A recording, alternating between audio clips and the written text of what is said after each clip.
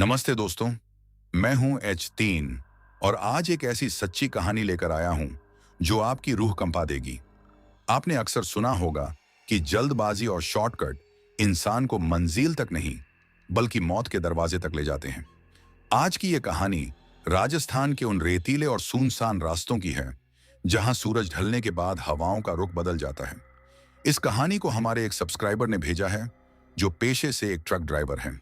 अगर आप भी ऐसी ही रोंगटे खड़े कर देने वाली कहानियों के शौकीन हैं, तो अभी हमारे चैनल को सब्सक्राइब कर लीजिए और बेल आइकन दबा दें ताकि हमारी आपकी ये मुलाकात जारी रहे। चलिए अब सीधे चलते हैं इस डरावने सफर पर। यह बात आज से करीब 16 साल पहले की है, यानी साल 2010 की। उस वक्त मेरी उम्र कोई 26 से 27 साल रही होगी। मेरा नाम अर्जुन है और मैं हरियाणा के रेवाड़ी का रहने वाला हूं। उन दिनों मैं एक प्राइवेट ट्रांसपोर्ट कंपनी में ट्रक चलाया करता था। नया नया जोश था और घर की आर्थिक स्थिति कुछ ठीक नहीं थी, इसलिए मैं अक्सर डबल ड्यूटी करने से भी पीछे नहीं हटता था। उस दिन की बात मुझे आज भी ऐसे याद है जैसे कल की ही बात हो।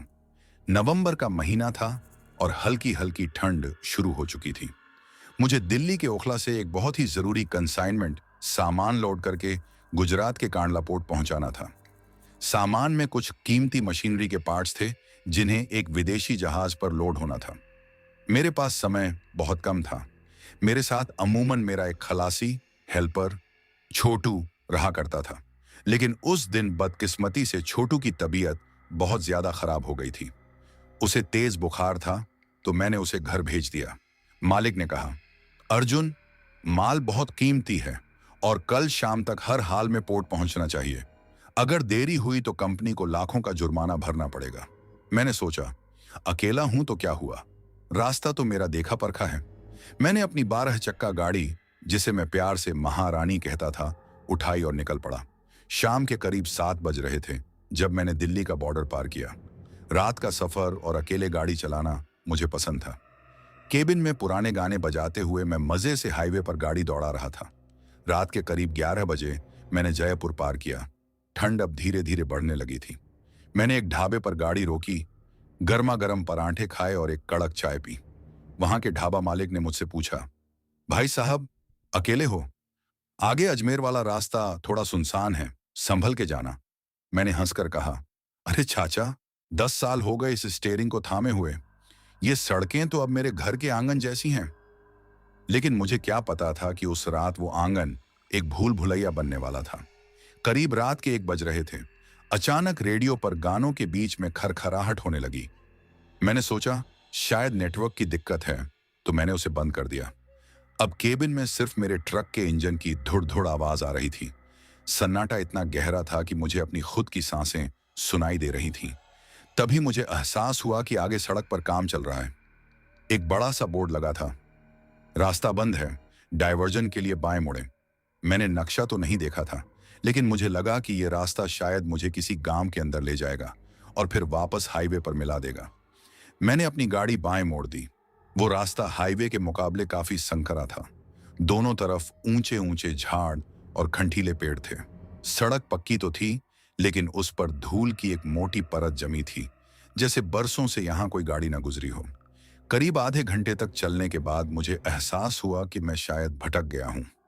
न कोई लाइट दिख रही थी, न कोई दूसरी गाड़ी। हेडलाइट की रोशनी जहां तक जा रही थी, सिर्फ सूखा रेगिस्तान और दूर दूर तक फैले हुए खेजड़ी के पेड़ नजर आ रहे थे। मेरी नजर अचानक डैशबोर्ड पर लगी घड़ी पर पड़ी। रात के 2 बज रहे थे। मेरा गला सूखने लगा था। मैंने पानी की बोतल उठाई, लेकिन वो खाली थी। मैंने सोचा कि कहीं कोई कुआं या कोई छोटी सी दुकान मिल जाए तो पानी भर लूं और रास्ता भी पूछ लूं। तभी दूर अंधेरे में मुझे एक धुंधली सी रोशनी दिखाई दी।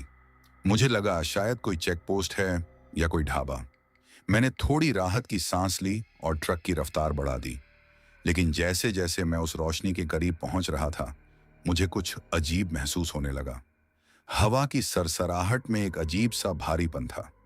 गाड़ी की खिड़की से बाहर हाथ निकाला तो ठंडी हवा किसी बर्फीले हाथ की तरह मेरी खाल को छूकर निकल गई। मैंने खिड़की के शीशे ऊपर चढ़ा लिए। मन में बस एक ही बात चल रही थी, जल्द से जल्द हाईवे वापस मिल जाए। अभी मैं उस रोशनी से कुछ ही मीटर दूर था कि अचानक मेरी गाड़ी का इंजन एक तेज झटके के साथ बंद हो गया। मैंने चाबी घुमाई, क्लच दबाया, लेकिन गाड़ी ने स्टार्ट होने से मना कर दिया। अरे भाई, अब इसे क्या हुआ? मैंने बड़बड़ाते हुए बोनट की तरफ देखा। सन्नाटा इतना भयानक था कि ट्रक के गर्म इंजन के ठंडे होने की टिक टिक आवाज भी साफ सुनाई दे रही थी। मैं नीचे उतरा।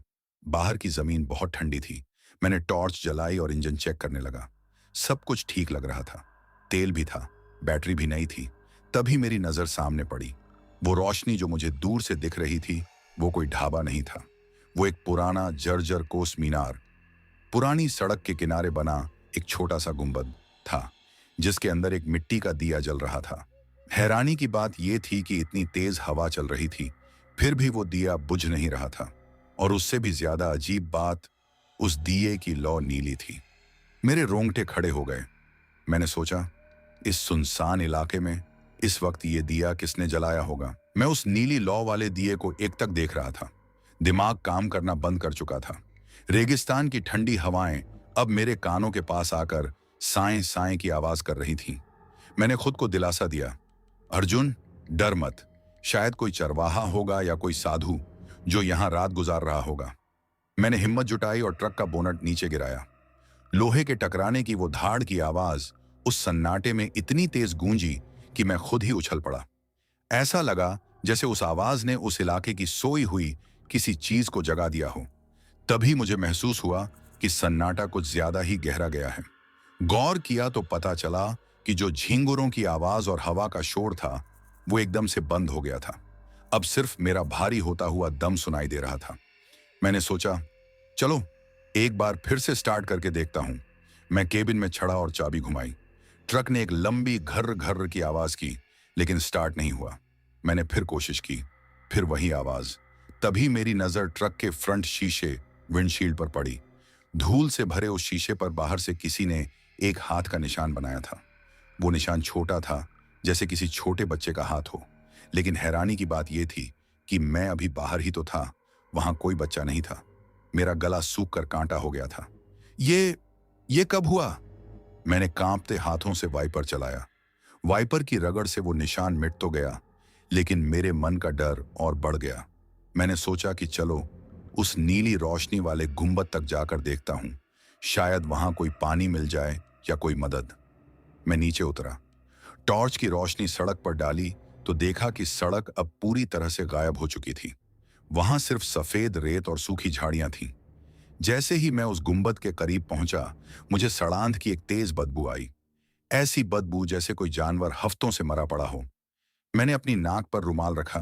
गुंबद के पास पहुंचकर देखा तो वहां कोई नहीं था, बस वो दिया जल रहा था। दिए की लौ सच में नीली थी, और ताज्जुब की बात यह थी कि उसमें कोई तेल नहीं था। वो बस पत्थर के एक टुकड़े पर जल रही थी। ये क्या बला है? मैंने बुदबुदाया। तभी पीछे से मुझे एक आवाज आई, पानी चाहिए क्या बेटा? मैं बिजली की रफ्तार से पीछे मुड़ा। टॉर्च की रोशनी वहां फेंकी। वहां एक औरत खड़ी थी।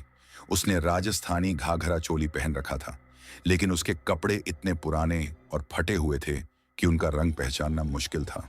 उसने अपने सिर पर एक मटका रखा हुआ था। वो औरत घूंघट में थी, इसलिए मुझे उसका चेहरा नहीं दिख रहा था। लेकिन उसकी आवाज में एक अजीब सी खनक थी, जैसे कोई पुरानी पायल बज रही हो। मैंने हक बकाते हुए कहा, जी जी माता जी, मेरा ट्रक खराब हो गया है, बहुत प्यास लगी है। उस औरत ने मटका नीचे उतारा।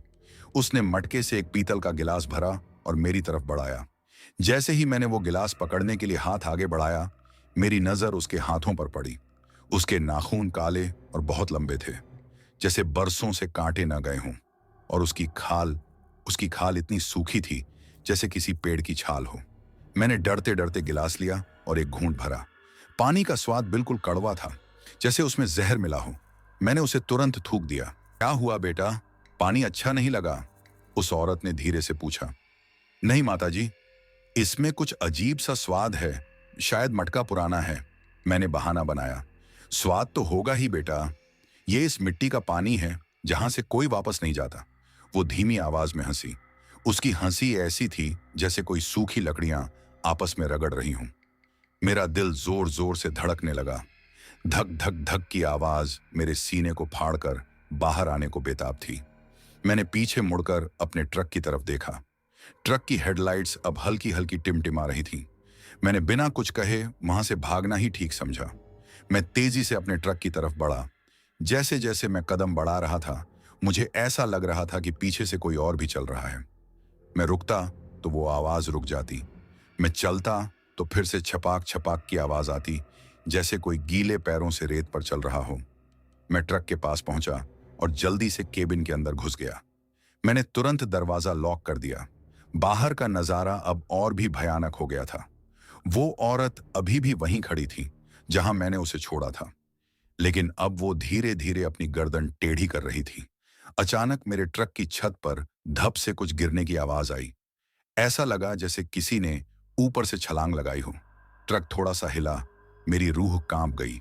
ऊपर से खुरचने की आवाज आने लगी, कच कच कच, जैसे कोई अपने नाखूनों से ट्रक की लोहे की बॉडी को फाड़ने की कोशिश कर रहा हो।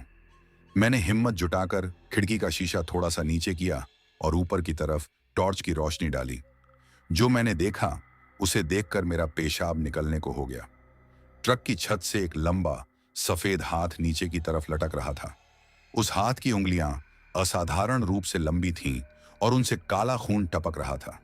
वो हाथ धीरे धीरे खिड़की की तरफ बढ़ रहा था। मैंने तुरंत शीशा ऊपर चढ़ा दिया। मेरा पूरा शरीर पसीने से भीग चुका था। नवंबर की उस ठंड में भी मुझे गर्मी लग रही थी। तभी केबिन के पीछे वाले शीशे पर किसी ने जोर से वार किया। कड़ाक! शीशे में दरार आ गई। पीछे मुड़कर देखा तो कोई नहीं था, लेकिन उस दरार वाले शीशे पर खून से कुछ लिखा हुआ था। हालांकि अंधेरे में मैं पढ़ नहीं पा रहा था, लेकिन वो कोई चेतावनी ही थी। तभी अचानक केबिन के अंदर एक सड़ी हुई बदबू फैल गई।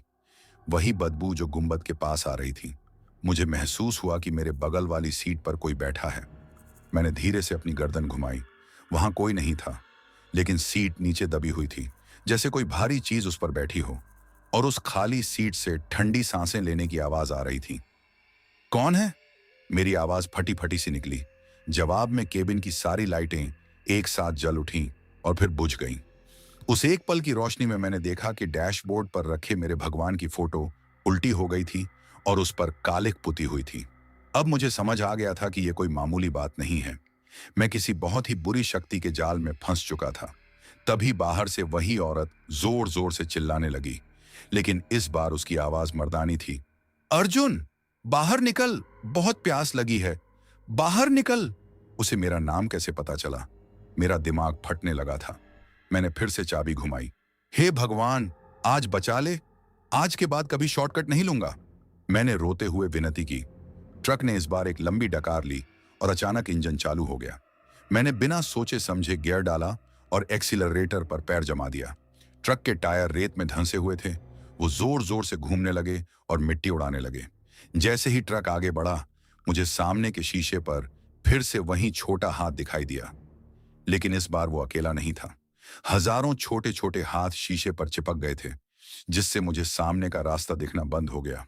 हटो, हटो यहां से, मैं चिल्लाया और पागलों की तरह स्टीयरिंग घुमाने लगा। ट्रक उबड़ खाबड़ रास्तों पर कूदने लगा।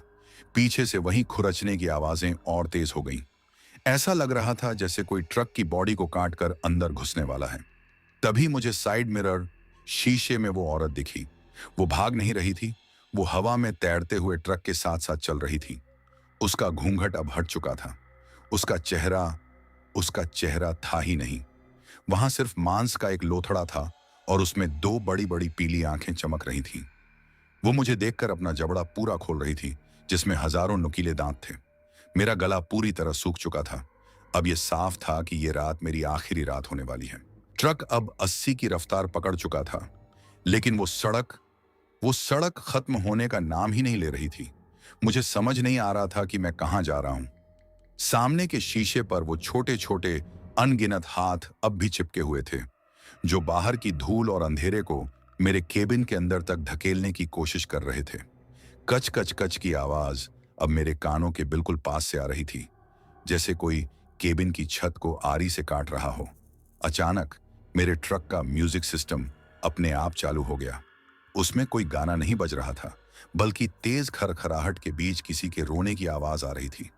वो आवाज किसी बच्चे की थी जो रह रह कर कह रहा था, अंकल, मुझे घर छोड़ दो, अंकल, बहुत ठंड लग रही है। मेरे रोंगटे खड़े हो गए। मैंने पागलों की तरह बटन दबाए ताकि वो बंद हो जाए, लेकिन आवाज और तेज होती गई। तभी डैशबोर्ड के नीचे से धुआं निकलने लगा। वो धुआं काला नहीं था, बल्कि हल्का बैंगनी रंग का था, और उसमें से वही सड़ांध आ रही थी जो उस गुंबद के पास थी। हे बजरंग बली, रक्षा करना!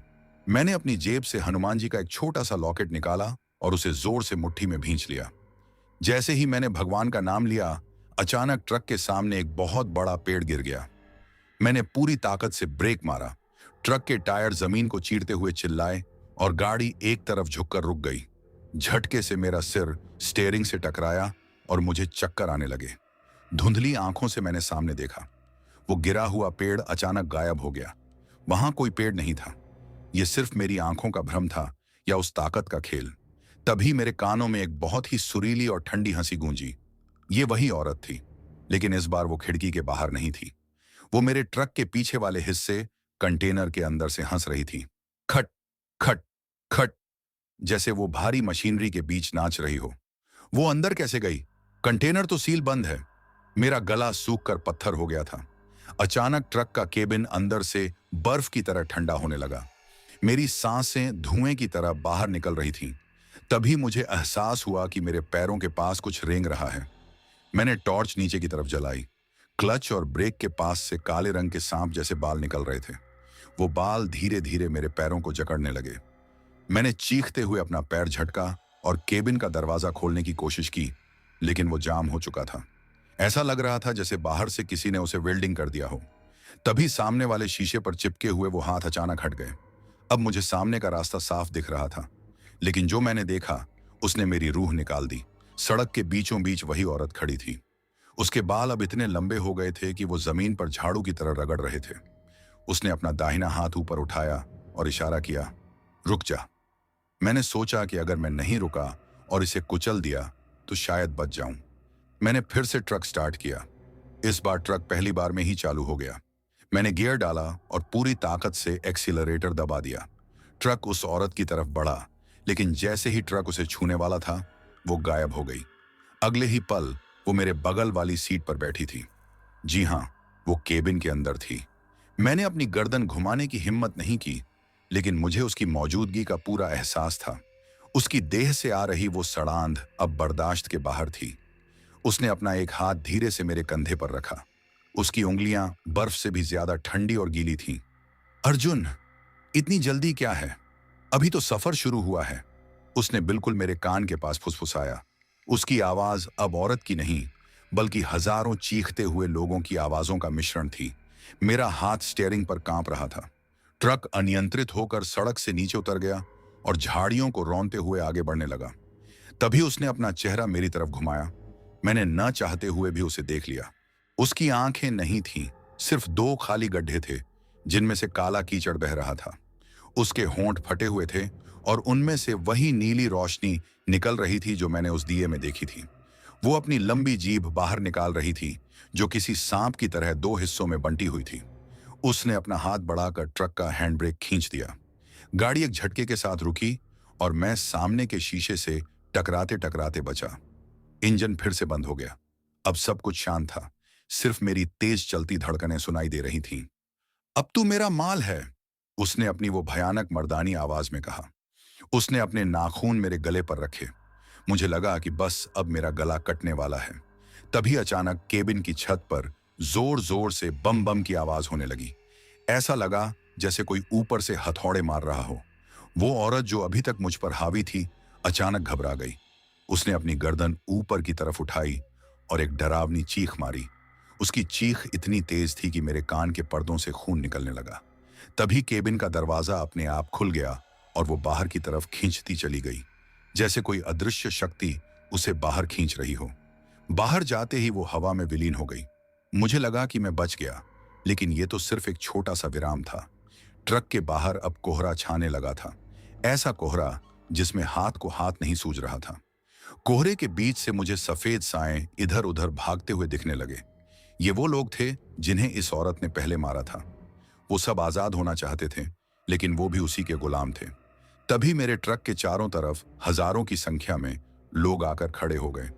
उनकी आंखें भी पीली थीं और वो सब एक साथ ट्रक को हिलाने लगे। धक्का, धक्का, धक्का। 12 चक्का ट्रक खिलौने की तरह हिलने लगा। मुझे लगा कि अभी ट्रक पलट जाएगा और मैं इसके नीचे दबकर मर जाऊंगा। मैंने अपनी आंखें बंद कर ली। तभी मुझे अपनी बेटी की छोटी सी आवाज सुनाई दी, पापा, घर कब आओगे? मैं आपके लिए लड्डू बनाकर रखी हूं। वो मेरी याददाश्त थी या कोई चमत्कार? मुझे याद आया कि मेरी बेटी ने मेरे ट्रक के डैशबोर्ड के अंदर एक छोटी सी कागज की पुड़िया रखी थी। जब मैं घर से निकल रहा था, उसने कहा था, पापा, जब बहुत डर लगे तो इसे खोलना। मैंने जल्दी से डैशबोर्ड का बॉक्स खोला। मेरा हाथ कांप रहा था। उस पुड़िया के अंदर से सिंदूर और एक छोटा सा सूखा हुआ फूल निकला जो उसने मंदिर से लिया था। जैसे ही मैंने वो सिंदूर अपने हाथ में लिया, ट्रक का हिलना बंद हो गया। बाहर का कोहरा थोड़ा छंटने लगा, लेकिन वो औरत, वो अभी भी वहीं थी। वो अब ट्रक के बोनट पर बैठी थी और अपने नाखूनों से लोहे को छील रही थी। उसने मेरी तरफ देखा और हंसते हुए बोली, ये सिंदूर तुझे ज्यादा देर नहीं बचाएगा अर्जुन। सूरज उगने में अभी बहुत वक्त है और इस अंधेरे की रानी मैं हूं। उसने अपनी उंगली से हवा में एक गोला बनाया और अचानक ट्रक के चारों तरफ आग की एक दीवार खड़ी हो गई। वो आग भी नीली थी, गर्मी नहीं बल्कि असहनीय ठंडक दे रही थी। मुझे एहसास हुआ कि मैं अब अपनी सीमा पर पहुंच चुका हूं। मेरा शरीर जवाब दे रहा था। मेरा गला इतना सूख चुका था कि अब मैं भगवान का नाम भी नहीं ले पा रहा था। तभी मुझे ट्रक के टूल बॉक्स में रखी एक चीज का ख्याल आया। नीली आग की लपटें ट्रक को घेरे हुए थीं। वो आग जलती नहीं थी, बल्कि हड्डियों के अंदर तक जम जाने वाली ठंडक पैदा कर रही थी। बाहर वो हजारों रूहें ट्रक को घेर कर खड़ी थीं और बोनट पर बैठी वो शैतानी ताकत मुझे अपनी पीली आंखों से घूर रही थी। मुझे एहसास हो गया था कि ये रूहें सिर्फ मुझे डरा नहीं रही हैं, बल्कि मेरा दम घोंट रही हैं। मेरा हाथ टूल बॉक्स की तरफ गया। मुझे याद आया कि पिछले महीने जब मैं पंजाब के एक गुरुद्वारे में रुका था, तो वहां के एक वृद्ध सेवादार ने मुझे एक लोहे का पुराना कड़ा दिया था और कहा था, बेटा, जब कभी ऐसी राह पर फंस जाओ जहां रास्ता ना दिखे, तो इस फौलाद पर भरोसा रखना। मैंने वो भारी लोहे का कड़ा निकाला और उसे अपने दाहिने हाथ में पहन लिया। अचानक मेरे मोबाइल की स्क्रीन जल उठी। कोई सिग्नल नहीं था, कोई टावर नहीं था, लेकिन स्क्रीन पर मेरी बेटी की फोटो चमक रही थी। उस मासूम चेहरे को देखकर मेरे अंदर जैसे बिजली दौड़ गई। मैंने खुद से कहा, अर्जुन, तू यहां मरने के लिए नहीं आया है। घर पर कोई तेरा इंतजार कर रहा है। मैंने ट्रक का क्लच दबाया और गियर डाला। बोनट पर बैठी वो औरत जोर से हंसी। कोशिश मत कर अर्जुन, ये रास्ता अब मेरी मिल्कियत है। मैंने चीखते हुए कहा, यह रास्ता सरकार का हो या तुम्हारा, लेकिन ये गाड़ी और इसमें बैठा ड्राइवर अपनी जान लेकर ही जाएगा। मैंने पूरी ताकत से एक्सीलरेटर पर पैर रखा। इंजन ने एक ऐसी दहाड़ मारी जैसे कोई जख्मी शेर चिल्लाया हो। मैंने स्टीयरिंग पर लगा हनुमान जी का छोटा सा पीतल का निशान और वो लोहे का कड़ा एक साथ पकड़ लिया। जैसे ही मैंने ट्रक को उस नीली आग की दीवार में उतारा, एक जोरदार धमाका हुआ। कड़ाक! सामने का शीशा चकनाचूर हो गया, लेकिन टूटा नहीं। वो औरत जो बोनट पर थी हवा में उछल गई और उसकी एक डरावनी चीख पूरे रेगिस्तान में गूंज उठी। आग की वो दीवार पानी की तरफ बिखर गई। मैंने पीछे मुड़कर नहीं देखा। ट्रक की रफ्तार अब 100 के पार थी। वो कच्चा रास्ता अचानक खत्म हुआ और मैं एक पुरानी टूटी फूटी डामर की सड़क पर आ गया। जैसे जैसे मैं आगे बढ़ रहा था, पीछे की आवाजें कम होने लगीं। दूर क्षितिज, होराइजन पर मुझे हल्की सी सफेदी दिखने लगी। भोर का वक्त हो रहा था। करीब 15 मिनट बाद मुझे सामने एक पुलिस चेक पोस्ट दिखाई दी। मैंने ट्रक को वहां ले जाकर रोका। गाड़ी रुकते ही मेरा शरीर बेदम होकर स्टीयरिंग पर गिर पड़ा। पुलिस वाले दौड़कर आए। ओए भाई, क्या हुआ? कहां से आ रहे हो? एक हवलदार ने शीशा खटखटाया। मैंने मुश्किल से दरवाजा खोला और बाहर गिर पड़ा। मेरे गले पर उंगलियों के नीले निशान थे और मेरा पूरा ट्रक बाहर से ऐसा लग रहा था जैसे किसी ने उसे आरी से खुरच दिया हो। मैंने लड़खड़ाती आवाज में पूछा, साहब, वो शॉर्टकट रास्ता वो कहां जाता है? हवलदार ने एक दूसरे की तरफ देखा और गंभीर होकर बोले, कौन सा शॉर्टकट? यहां तो 10 साल से कोई रास्ता नहीं है। वो पुराना रास्ता तो 1995 के अकाल में ही बंद हो गया था। वहां अब सिर्फ वीराना है और पुरानी कब्रें। मैं सन्न रह गया। पुलिस वालों ने मुझे पानी पिलाया। जब मैं थोड़ा संभला तो उन्होंने मेरा ट्रक चेक किया। जब उन्होंने ट्रक का पिछला हिस्सा, कंटेनर खोला, तो उनके होश उड़ गए। कंटेनर के अंदर जो कीमती मशीनरी थी उस पर धूल जमी हुई थी, लेकिन उन धूल भरे बक्सों पर छोटे छोटे हाथों के सैकड़ों निशान थे।